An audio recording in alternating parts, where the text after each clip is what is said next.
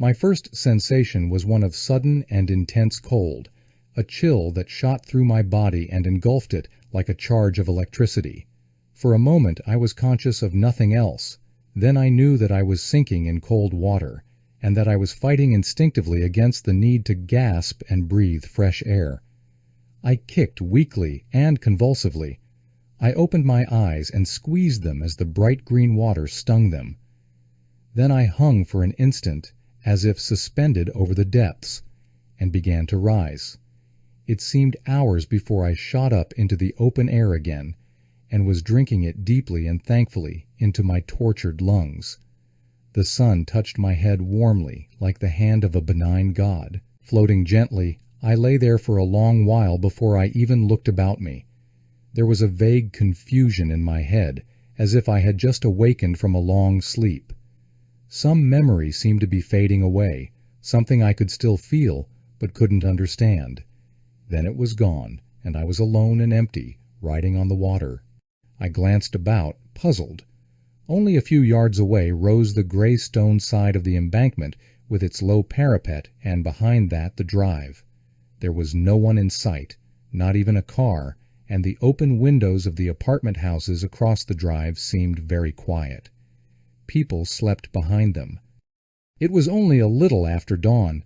The sun, blazing and tinted with pink, had hardly risen from the horizon.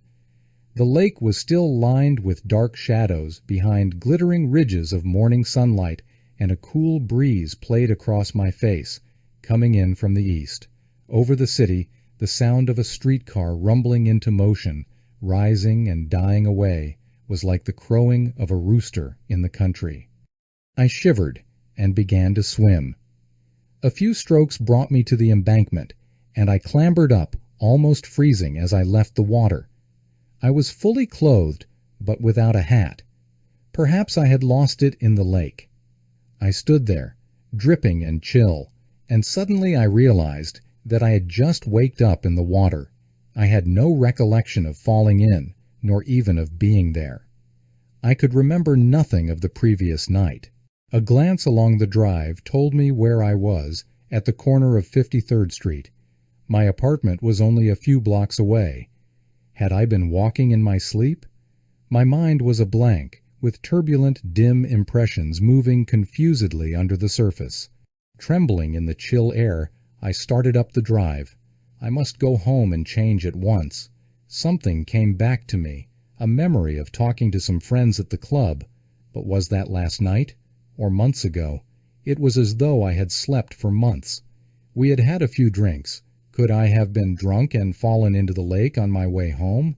But I never took more than 2 or 3 drinks. Something had happened. Then I remembered the stranger. We had all been sitting about the lounge, talking of something. What had we been discussing? Franklin had mentioned Einstein's new theory. We had played with that for a while, none of us with the least idea what it was about. Then the conversation had shifted slowly from one topic to another, all having to do with scientific discoveries. Somewhere in the midst of it, Barclay had come in. He brought with him a guest, a straight, fine-looking man with a military carriage, about 50 years old. Barclay had introduced him as Mr. Melbourne. He spoke with a slight southern accent. In some way, Melbourne and I gravitated into a corner. We went on with the conversation while the others left it. They drifted into politics, drawing together about the table where the whiskey stood, leaving us alone. Melbourne had been a fascinating man to talk to.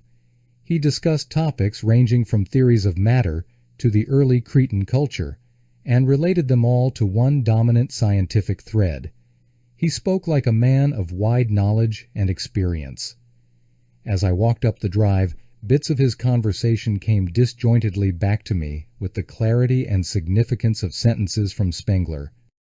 An early morning taxi went by slowly as I crossed the drive to my apartment. The driver stopped a moment and looked at me in astonishment. "What's the matter, buddy?" he said.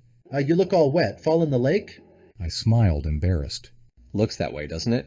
I answered. "Can I take you anywhere?" "No. I said, I live here." He grinned and started off again. "Wish I'd been in on that party." He called back as he drove away. I frowned once more with that puzzled feeling and went in. Glimpses of last night came back to me and pieced themselves together slowly while I undressed and drew the water for my bath. Melbourne had been interested to know that I worked for Bausch, the motion picture producer. "Perhaps you could be of aid to me sometime," he said thoughtfully. In what way, Mr. Melbourne? I asked him. "I can talk to you about that later," he replied cryptically. "Tell me about your work." So I told him the conception I had of the motion pictures to be made in the future. He listened with keen interest. I visualize a production going beyond anything done today.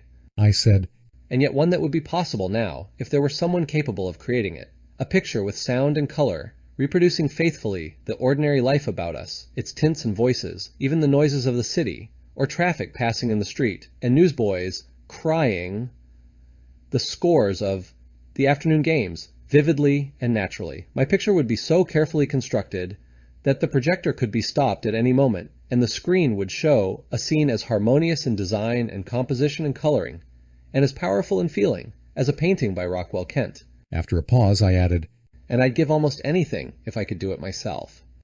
Melbourne looked at me sympathetically, reflectively. "It might be possible," he said after a time. What do you mean, Mr. Melbourne? He puffed at a cigar and considered. "It's not something I could explain to you offhand. He said. It's strange and it's new. It needs preparation." I'm ready to listen. I said with eager interest. He smiled. "Perhaps I had better tell you a little of my life."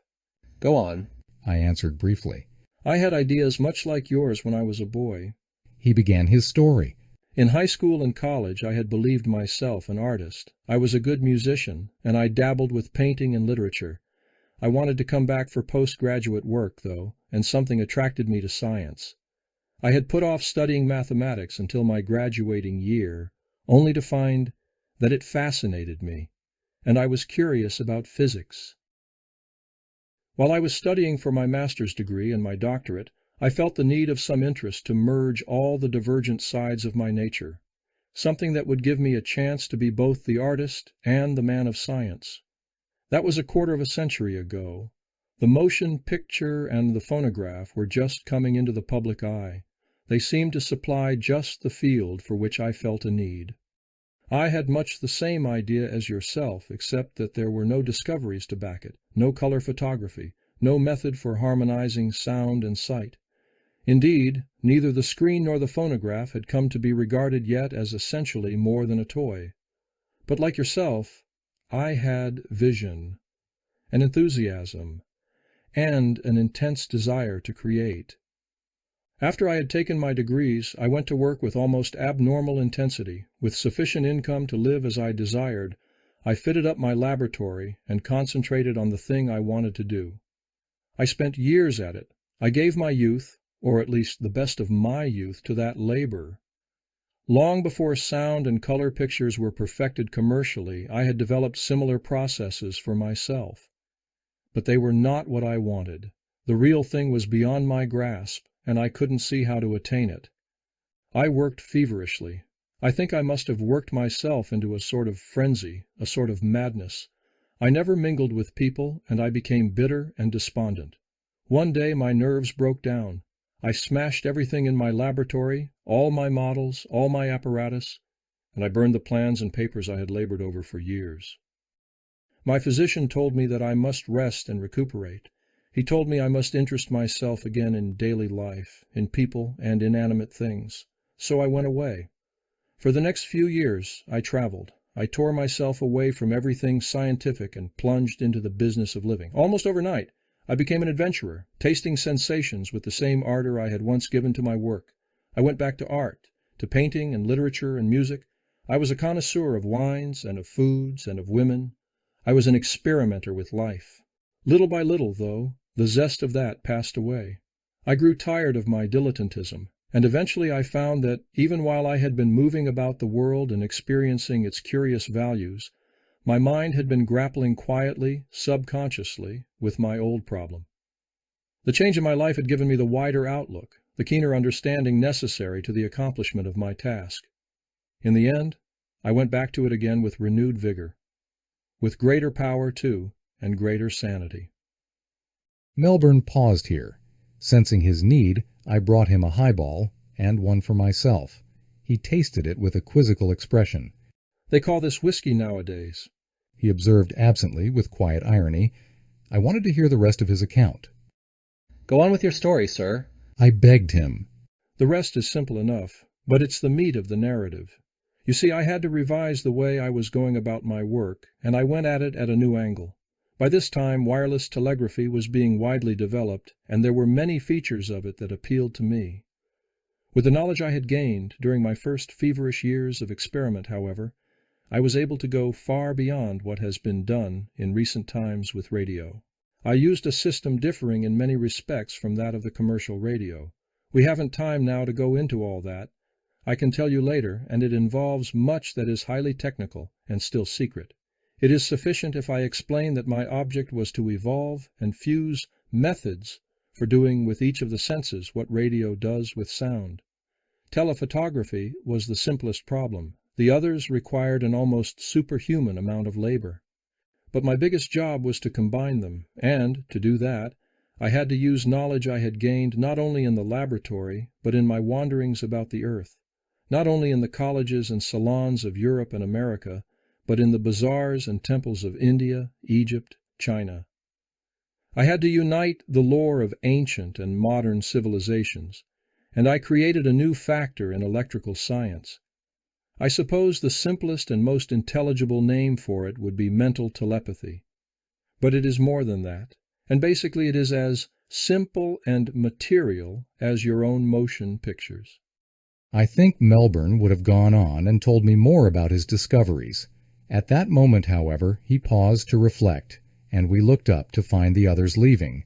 The bottle of scotch was empty. Ready, Melbourne? Barclay called. We rose. "I didn't realize it was so late," Melbourne answered.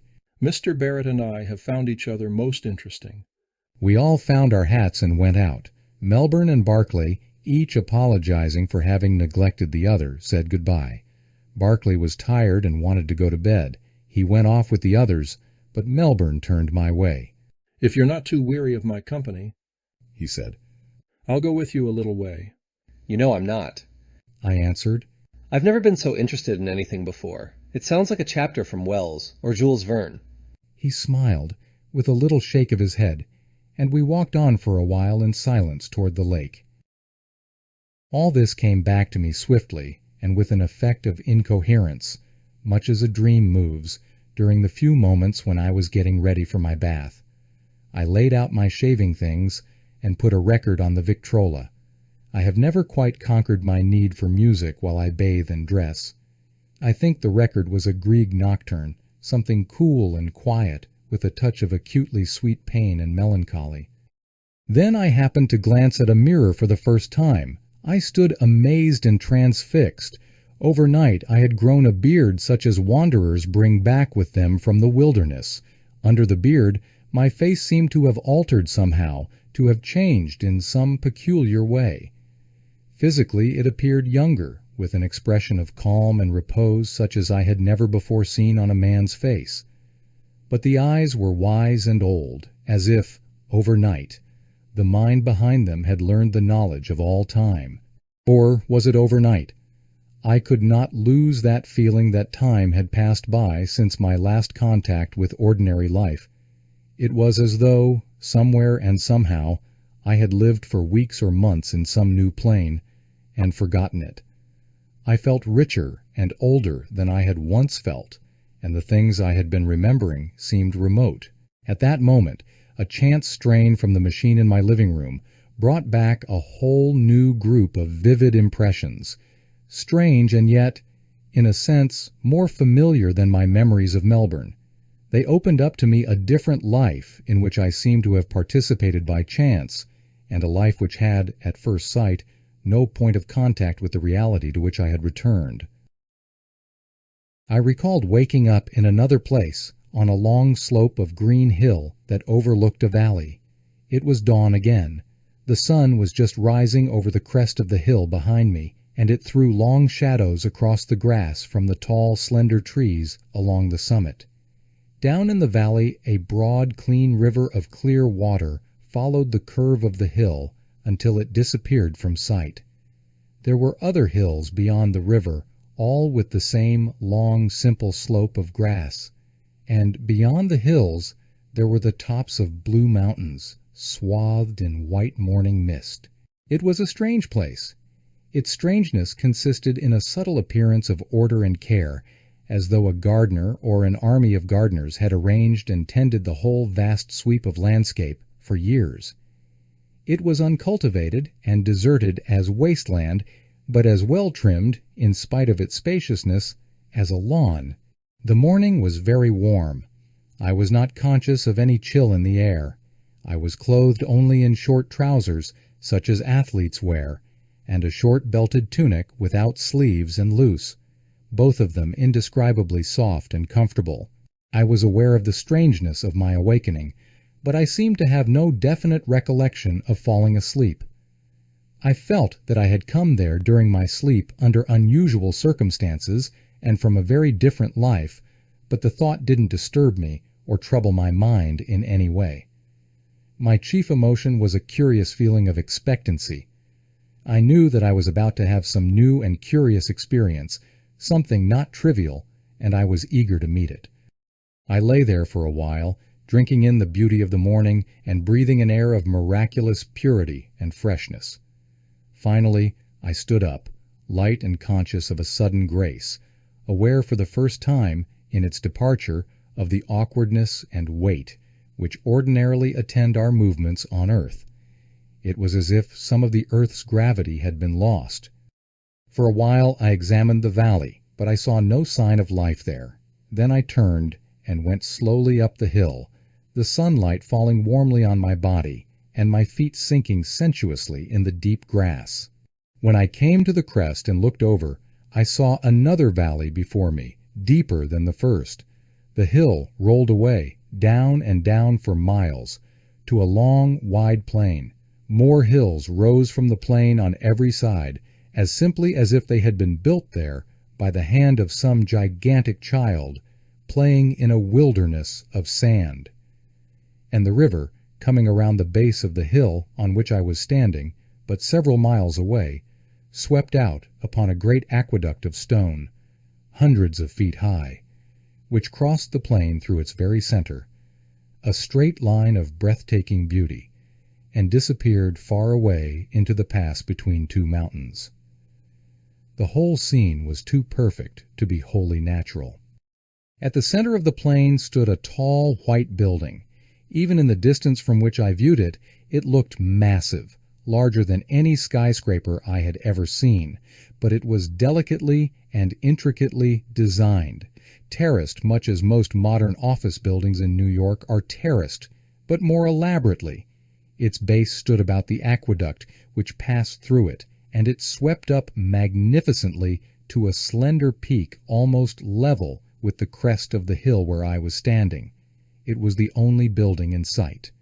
I don't know how long I stood there, admiring the clean sweep and vastness of the scene, before I saw something rise sharply, with a flashing of bright wings, from some hidden courtyard or terrace of the building. It was followed closely by another, and then another, like a flight of birds. They shot up swiftly, circled once or twice, and moved away in different directions, straight and purposeful. One of them came toward my hill. It was only a few moments before the thing sped up to me and swooped down as I waved my arms. It was, of course, a machine, slender and long, with wide arching wings. It seemed almost light enough to float. It had a deck, shielded from the wind by a shimmering transparent thing like a thin wire screen, and under the deck a cabin made, it seemed, of glass. A man and a woman stood on the deck, the woman handling the controls. They were both dressed much like myself. The machine came to rest on the hill near me. I stepped forward, and the man leaped down to meet me. His first greeting was curious. "So you are here," he said. His voice was small but cool, penetrating and metallic. I thought of fine steel wires, and when I replied my own voice had something of the same quality. Were you expecting me? I said. He nodded, shaking my hand briefly and quietly. "We know all about you," he answered. I was pleased. It made things simpler. but I wanted to ask him who I was. I didn't remember anything up to the moment of my awakening on the other side of the hill. Instead, I asked him. Shall I go aboard? He nodded again and waved his hand toward the ladder.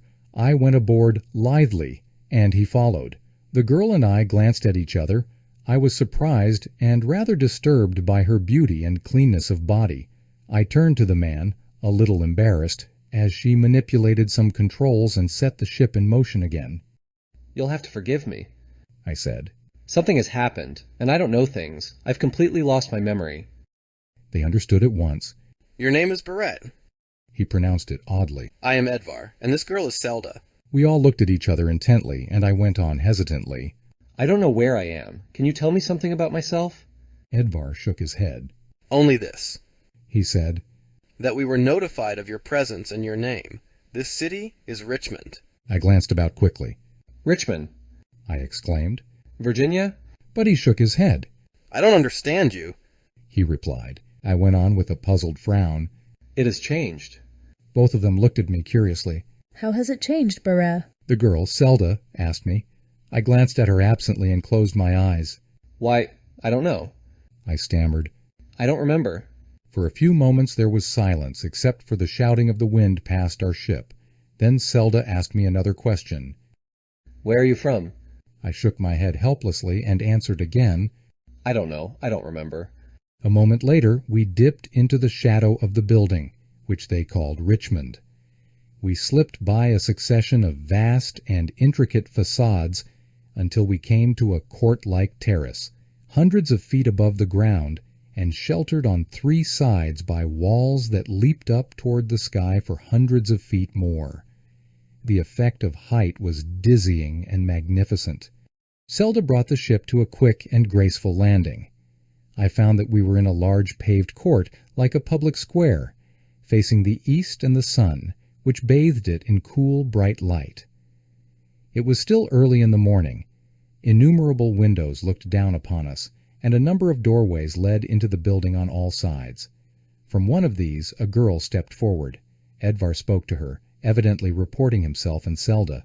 The girl pushed several buttons on a small cabinet which hung from her shoulder. It rang, low and silvery, twice. Then she pointed to me. Who is that? She asked. His name is Barrett. Edvar told her. I was sent to meet him. But where is he from? He is not registered. We don't know. It's an unusual circumstance, he explained, while the girl examined us all carefully. Very well, she said finally. You must attend him until he is registered. I'll notify Odom.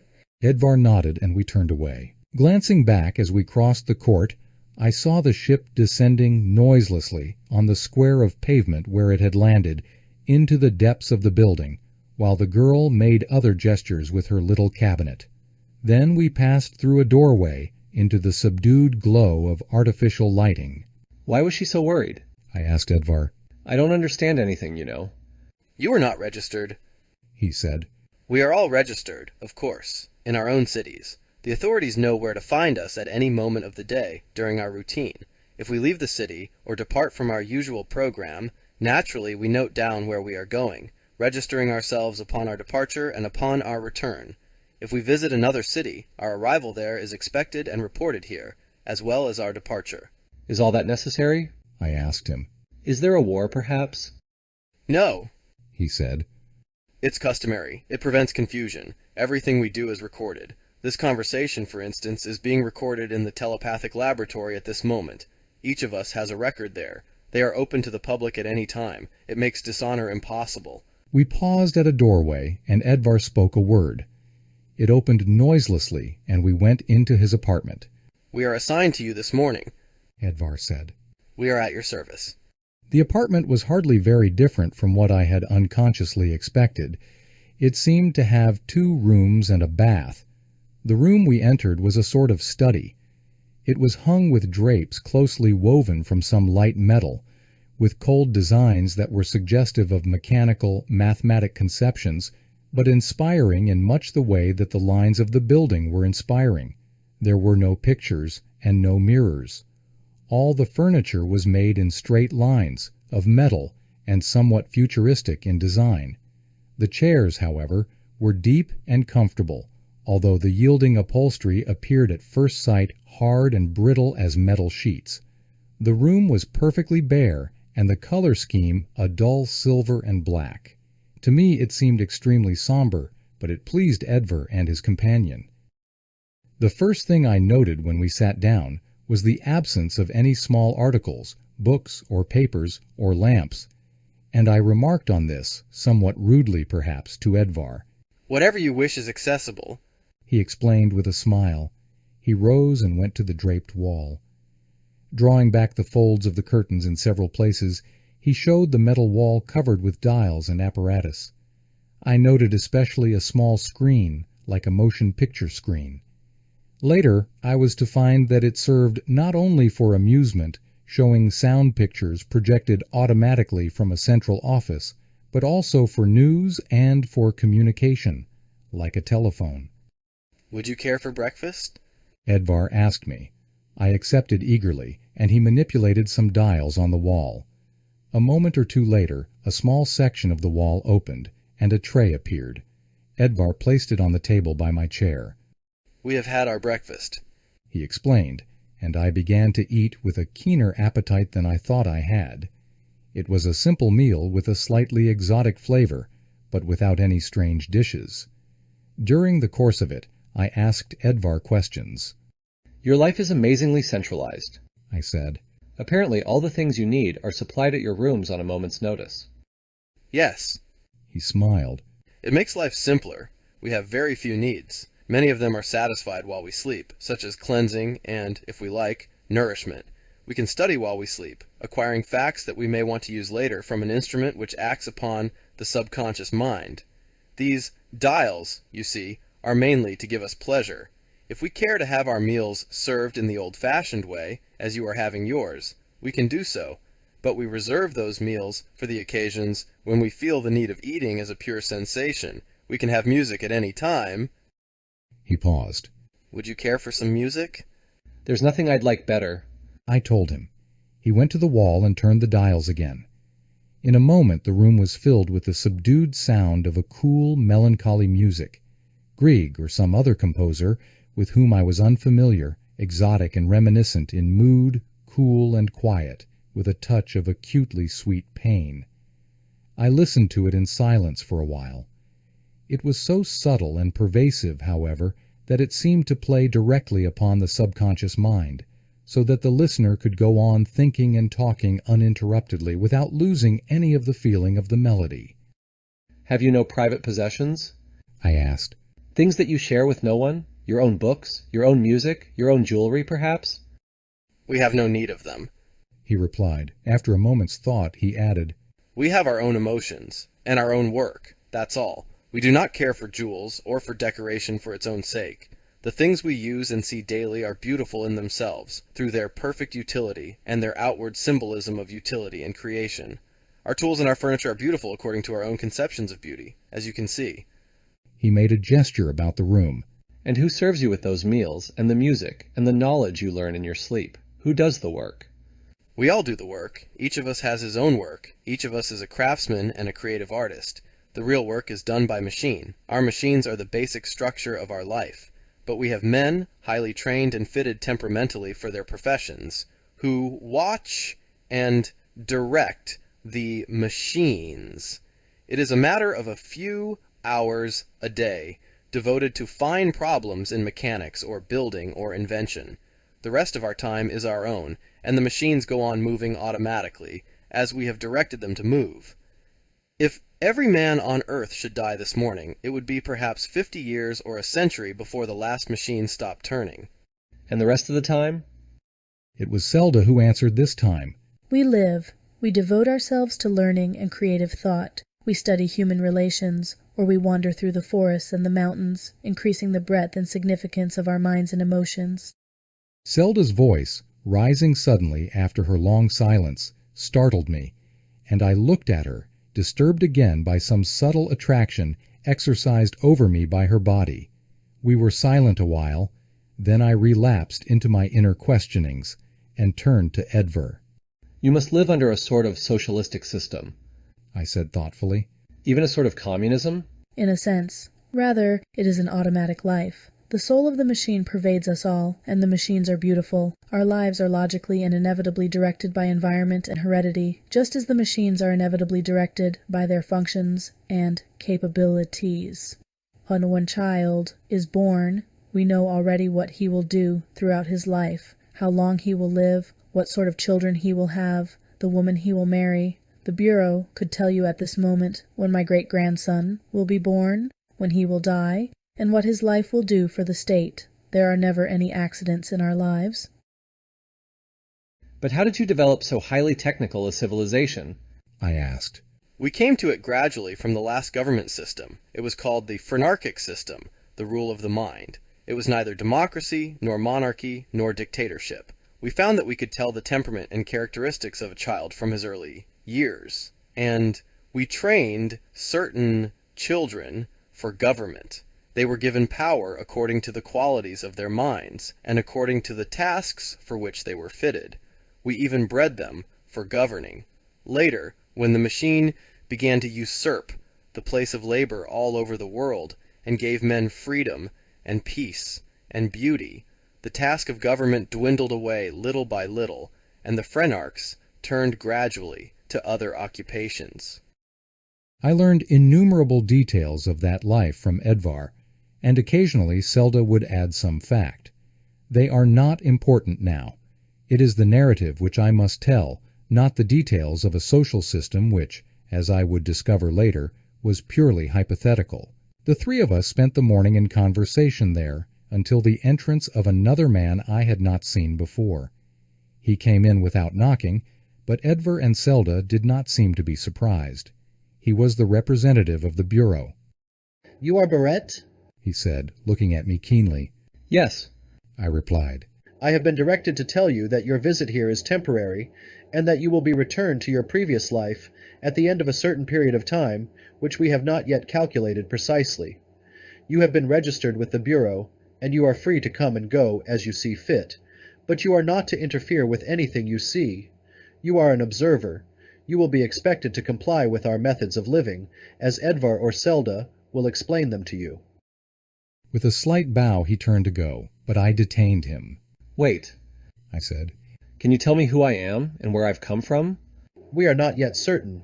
Our knowledge of you has come to us in an unusual manner, through a series of new experiments now being conducted at the Bureau. If possible, we will explain them to you later. In any case, you may be assured that your absence from your usual life will not cause you any harm, and that you will return after a definite time. Rest here, and keep your mind at peace. You will be safe. Then he turned and left. I was puzzled for a while, but I forgot that shortly in the strangeness and wonder of the life I was living in a strange world. And the lake? Melbourne? The Grieg nocturne came to an end. I frowned as I set down my razor and went into the living room to change the record. Conflicting memories. Where did they meet? On the one hand was the awakening in the cold waters of the lake, only an hour or less than an hour ago. And there was Melbourne, and the strange conversation at the club. Finally, there was this amazing and isolated recollection, like a passage from a dream. Suddenly, as I went back to my bath and plunged into the cool water, my mind returned to Melbourne. I had been walking home with him that night from the club, perhaps last night. We had gone on a while in silence, both of us thinking. Then we had come to the drive. At that moment Melbourne had said something. What was it? He had said, "Tell me, Mr. Barrett, would you care to see that dream of yours come true?" I didn't know what Melbourne meant, and I looked at him inquiringly. "I have in my home a model, or rather a complete test apparatus. It was finished only a few days ago. I have been postponing my trial of it from day to day, afraid that it might be a failure, although, of course, it can't be. I have verified my work dozens of times, step by step. If you care to see it, I should be glad to have you come with me. Now that I have reached the end of my search, I need someone to share my triumph with me." I glanced at him eagerly, but hardly understanding that his offer was serious. But Mr. Melbourne, I said, why have you chosen me, a man you've only met this evening? He smiled. "I am a lonely man, almost a recluse, Mr. Barrett." he answered. I have many friends in many countries, but no intimates. It is the penalty of a man's devotion to one single and absorbing task. And two, I think you share a little of my interest in this particular task. I do, sir. It has fascinated me, I said. Then come along. I shall soon be an old man, and I will need someone to carry on this work as I should carry it on. Perhaps you will be that man. A taxi was coming up the drive at that moment. Melbourne hailed it and held the door for me to enter. Then he gave the driver an address which I didn't hear and climbed in after me. This will be quicker, he said. After all, I am more excited about it myself than I should care to admit.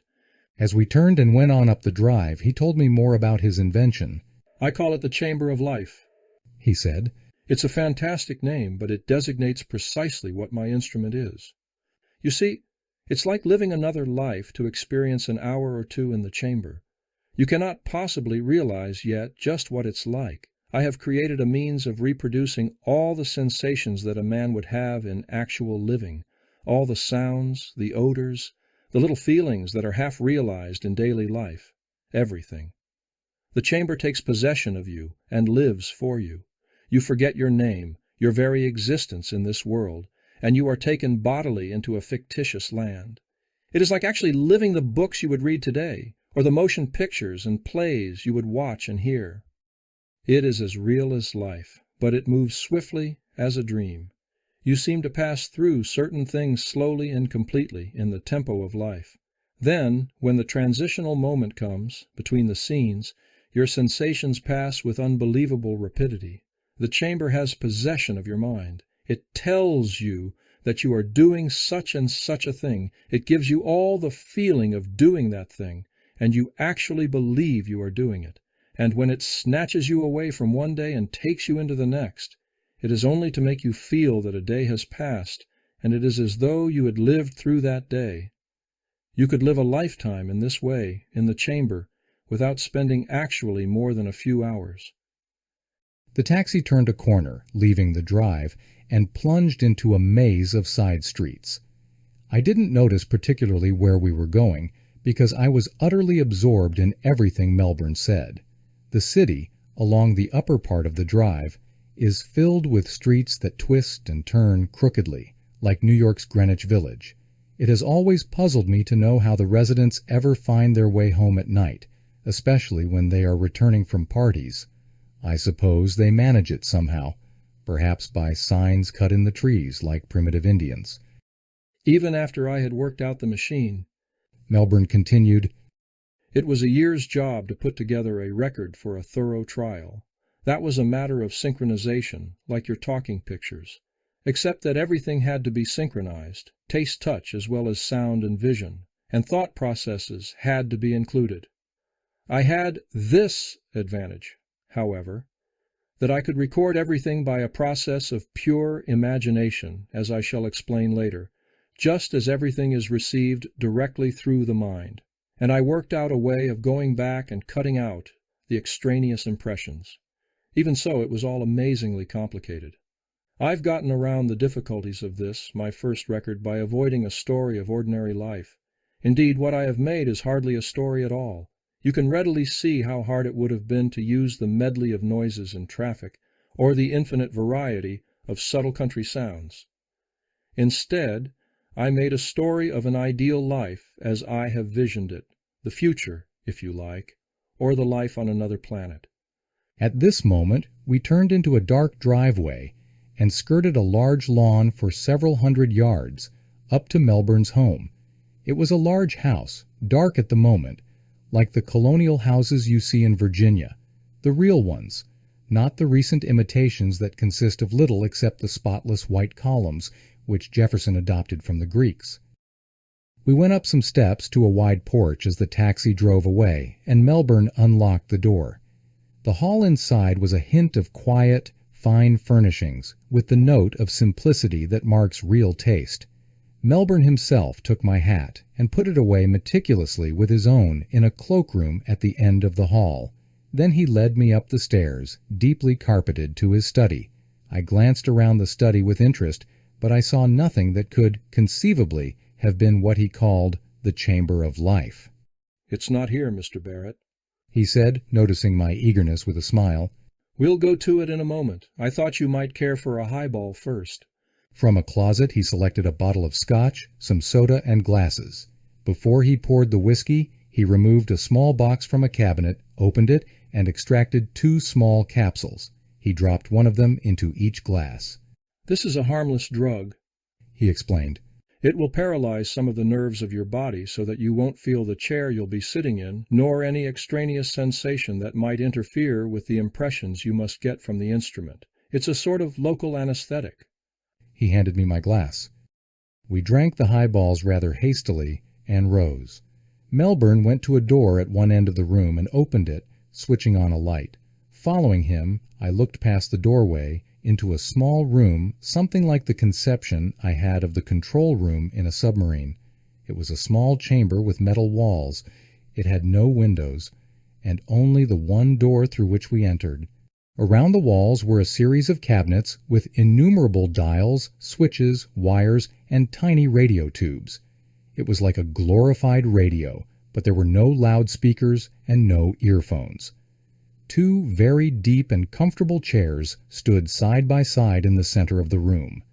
"The experience will be very simple," Melbourne said softly. "I'm not going into any detail about this instrument until we see how it works. I may as well explain, though, that the room is absolutely soundproof, so that no trace of noises outside can enter it. Furthermore, I maintain it at an even body temperature. These precautions are to prevent interference with the sound impressions and the heat and cold stimuli of the instrument. That is the only reason we have to be confined here in this room, because it is especially adapted to the reception of these impressions. The instrument, you see, like a radio, is operative at a distance. I am going to test you in a moment for your wavelength. When I have that, and set the instrument, you could receive the story, so far as I know, anywhere in the world. No receiving set is necessary, for it acts directly upon the brain.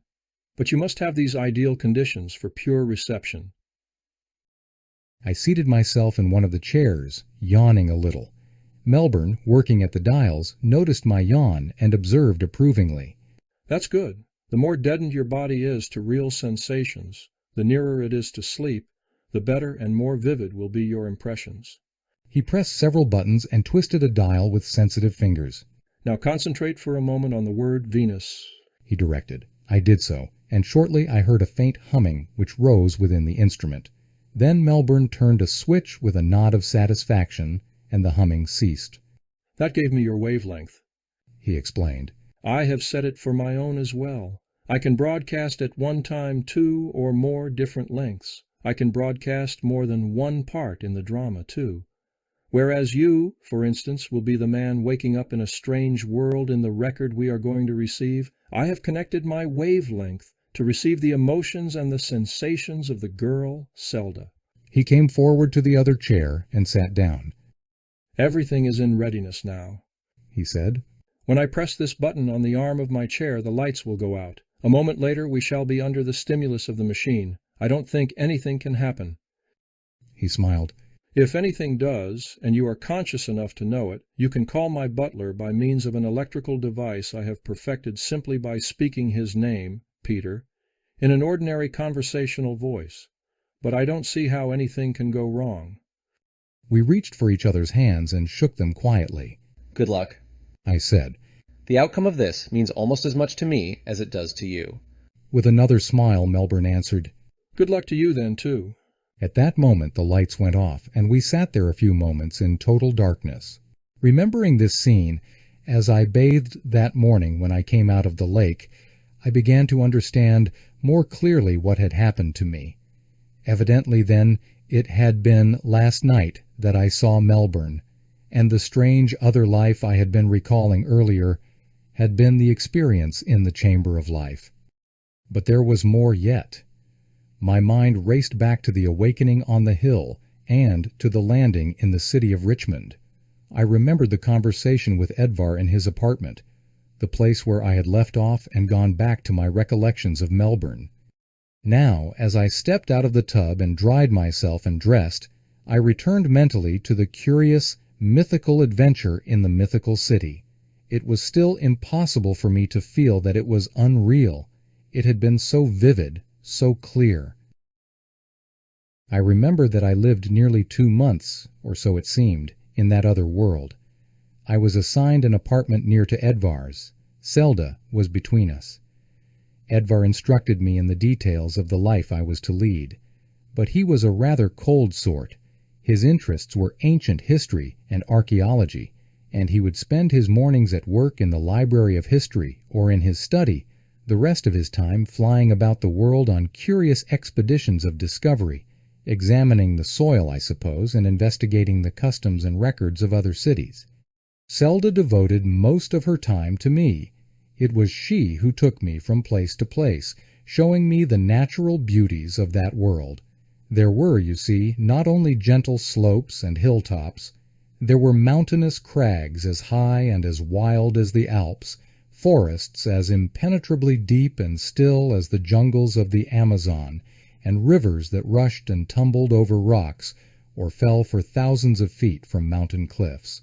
The first time I went with her, she took me to a gigantic peak that overlooked the sea.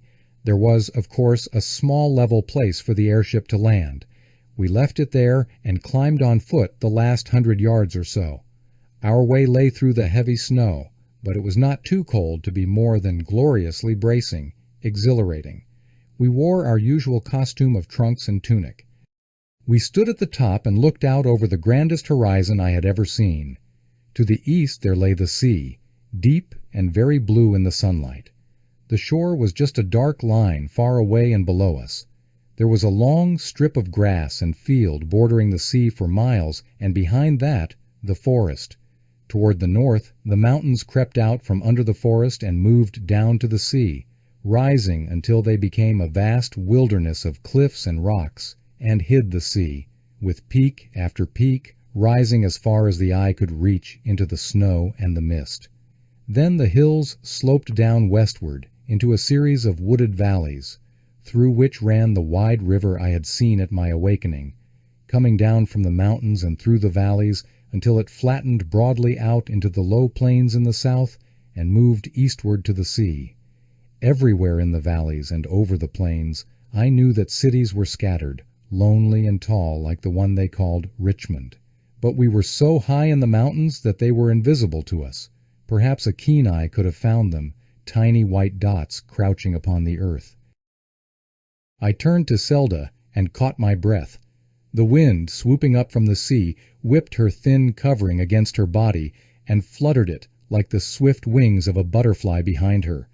Her short, dark hair, too, was lifted and blown back from her forehead, revealing the clean, soft profile of her face. I had never seen a girl who stood so clean, so straight. I watched her until she turned too, and met my eyes. In them I thought I detected something startled and unfathomable. "My God!" I cried across the wind. "You are beautiful." She frowned a little, but her eyes still looked searchingly into mine. I stepped forward, facing her, but I didn't touch her. I was afraid to touch anything so clean. "You belong here, Selda," I added. "The wind is a part of you, and the mountains, and the sea. You shouldn't have to live in the midst of all those people in the city. You belong here."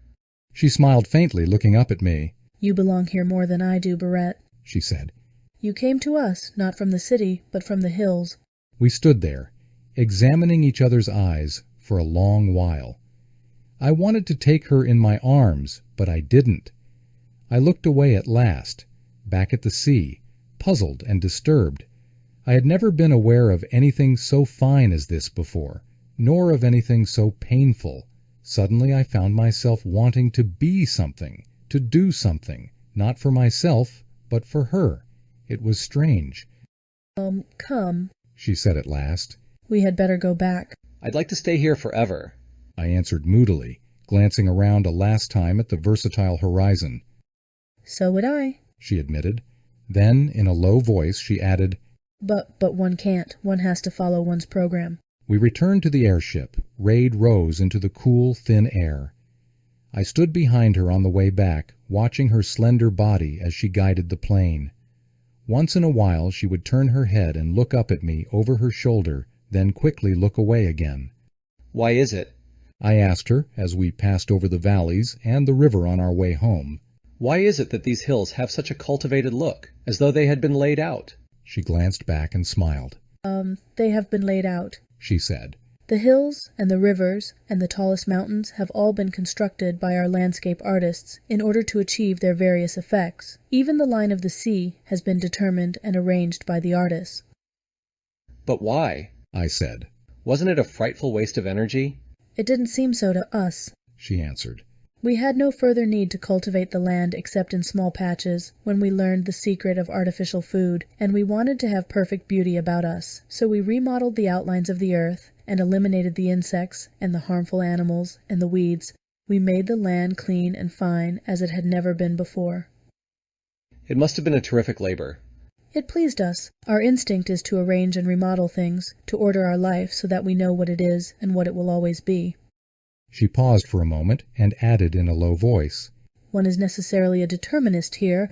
We said no more until our arrival in Richmond. It is not my purpose to detail here all that happened during the time I spent on that world. Most of it had to do with Zelda and our daily expeditions about the world. This is not, after all, a love story, but the account of a very strange experience, and, too, none of it was real. During my last week, a series of strange moods and happenings complicated my life. One day, after a visit to the sea with Zelda, we were walking back to our plane across the sand. Without any warning, surrounded by the brilliant morning sunlight and the miles of sea and beach, I struck my knee against something hard and immovable, and, flinging out my hand to catch myself from falling, I clung to a hard surface like an iron railing. For a moment I was stunned and confused. The sunlight seemed to fade, and there was a vague hint of darkness all about me, with black walls looming up on all sides. It was as though I stood in two worlds at once, transfixed between night and day. Then the darkness went away, the sunlight brightened. I looked around and found Zelda watching me curiously, a little alarmed. What happened, Barrett? She asked, puzzled. I shook my head in bewilderment. I seemed to stumble, I said. There was nothing underfoot but the soft sand, and where I had flung my hand against a sort of railing, there was nothing either. We went back to the airship in silence, both of us confused. After that, with increasing frequency, there would come interruptions, like iron bars striking dark, jagged holes in the tissue of life. From time to time I heard inexplicable noises, the whirring of motors, the skid of tires on invisible streets, the rumble of carts around corners of a world where there were no carts. Again and again those moments of confusion would come over me, when I seemed to be looking into two worlds at once, one superimposed upon the other, one bright, the other dark, with faint points of light in the distance.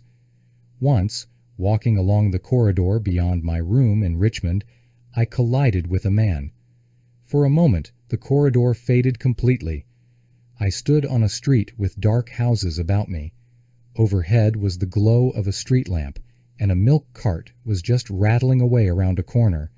A man with a frightened face stood before me, his hat on the pavement, his eyes staring.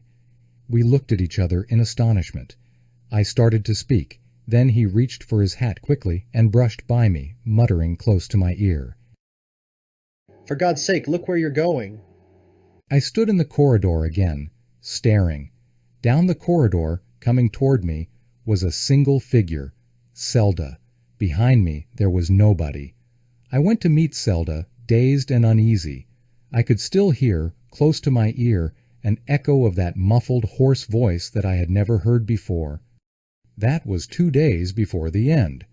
We were leaving the city on that final bright morning when a representative of the Bureau stopped us. I looked at him inquiringly. I have come to tell you, Beret, he said, that your departure is scheduled for this evening. I drew back, startled, and looked at Zelda. My departure?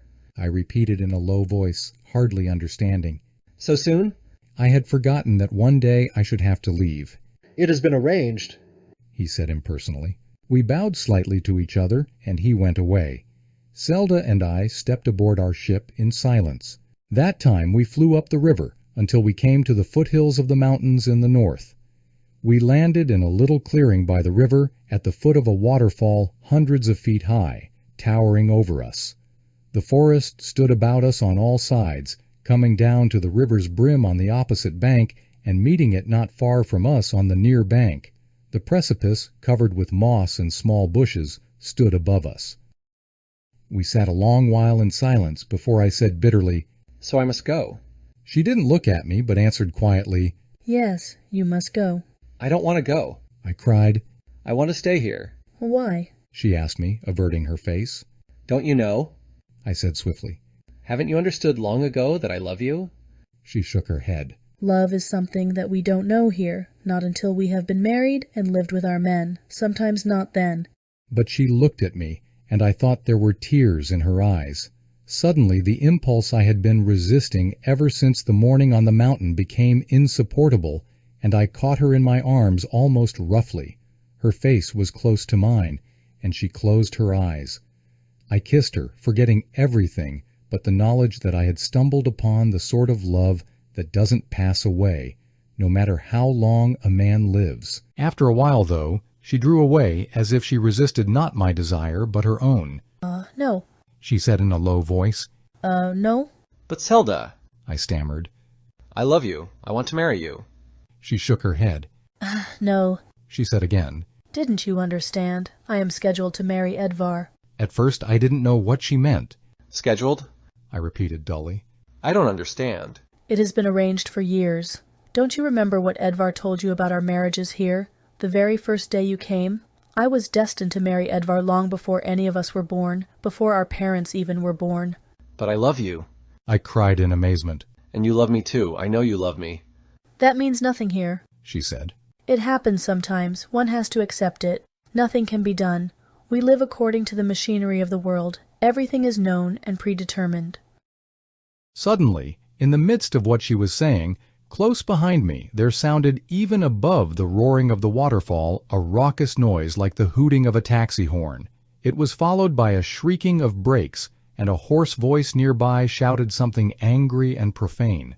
A rush of air swept by me, and I heard faintly the sound of a motor moving away, with a grinding of gears. I looked at Zelda. "Did you hear that?" She nodded with wide, frightened eyes. Yes, it's not the first time. Suddenly she rose, frowning, as if with pain. Come. She added. Now we must go back. There was nothing else to do. We went back silently to the airship and turned its nose toward the city. But when I left her at her apartment, promising to see her later, I had one last hope in my mind. I went to the bureau. The bureau was a vast system of halls and offices, occupying 2 floors of the great building. I was sent from one automatic device to another, there were no human clerks, in search of the representative who had spoken to me before. Finally, I found him in his apartment, down the corridor only 100 feet or so from my own. He was poring over a metal sheet on his table, where innumerable shifting figures were thrown by some hidden machine, and he was calculating with a set of hundreds of buttons along its edges. He spoke to me without pausing or looking up, and throughout my interview he continued with his figuring as if it had been entirely automatic, as perhaps it was.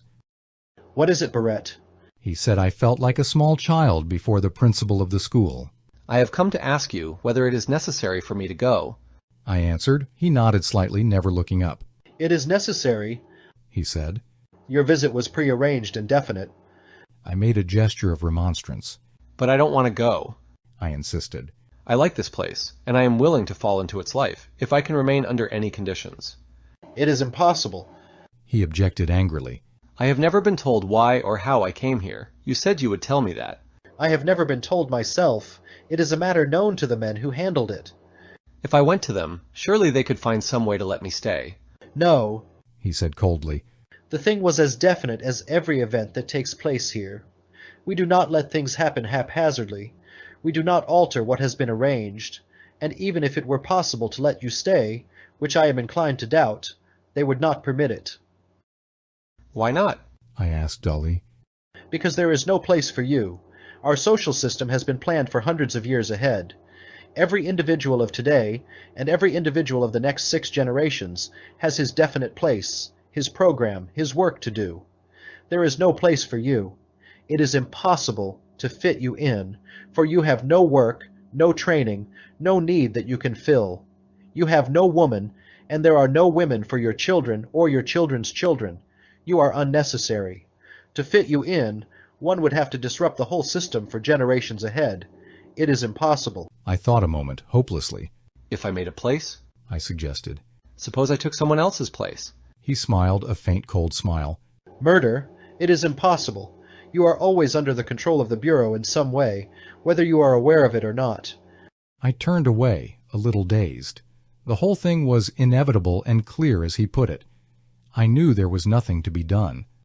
I left his apartment and went down the corridor to the landing stage. No one interfered with my movements, and my commands were not questioned. I ordered a plane and gave my name to the girl in charge. Your destination? She asked. I said, I am only going for pleasure. Your return? Expect me in an hour. I had watched Zelda pilot the planes for so many weeks that I was familiar with the controls. I rose swiftly, circled the building, and headed north toward the mountains. I hadn't the courage to see Zelda again. It was only a little while before I came to the place by the river where we had spent the morning. I slowed down and flew over it, just above the waterfall. There was a landing spot by the river just beyond the top of the fall. I came to rest there and left the machine. I stood looking at the river for a moment. I don't remember that any thoughts or emotions came to my mind. I simply stood there, a little dazed and very quiet, with a vague picture of Zelda before my eyes. It was a dreamlike moment. Then I slipped over the river's bank into the water, and the swift current, catching me up and whirling me around dizzily, carried me toward the edge of the waterfall. I glanced at the clock on the mantel. It was 5 minutes to 8. Time to leave, if I was to get a decent breakfast before I went to the office. I found an old hat in the closet and put it on. It would do until I had time to buy another. Last night, and this morning. Last night after supper, I had dropped by the club for a drink, and met Melbourne. This morning, I woke in the water of the lake, and came home, and dressed, and went to work. 12 hours, and in that time I had lived 2 months. I had fallen in love and died.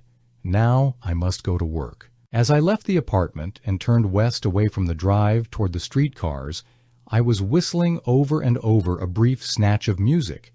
Was it Grieg or some composer never heard on earth? There were people on the street now. They went by with frowning, intent faces, on their way to work, and cars rolling by, pausing at the cross streets with little squealings of brakes. Everything was so simple now. I went over it all as I waited for the streetcar and as I rode downtown. It was strange that Melbourne had never foreseen that one possibility among so many. We had sat down in our chairs, and then the adventure had begun. I had felt the sensation of moving about, of going from place to place. When I was a child, I used to have dreams of walking about the house and about the streets. I would wake up on the stairs or at the door, sleepwalking. Reflexes did it. I had left the chair under the influence of the story in the chamber of life and gone out of the room. I remembered now all those brief moments when I had seemed poised on the brink of the real world, the stumbling against some hard object, the face under the street lamp, the taxi, the voices. I had been going through the dark streets with closed eyes, going toward the drive, sleepwalking, and when I slipped over the bank of the river in the dream and down into the water, in reality I had gone over the side of the drive and down into the cold lake. It had been dawn. I left the car and walked down the street, lost in the midst of the crowds hurrying about me. It was all over, gone like one of those old dreams of my childhood. I could never forget it, never forget Zelda, but it was gone. It had never existed. It had been cruel of Melbourne, cruel and ironic, to put Zelda in the dream, but perhaps he had never realized that it would last over into reality.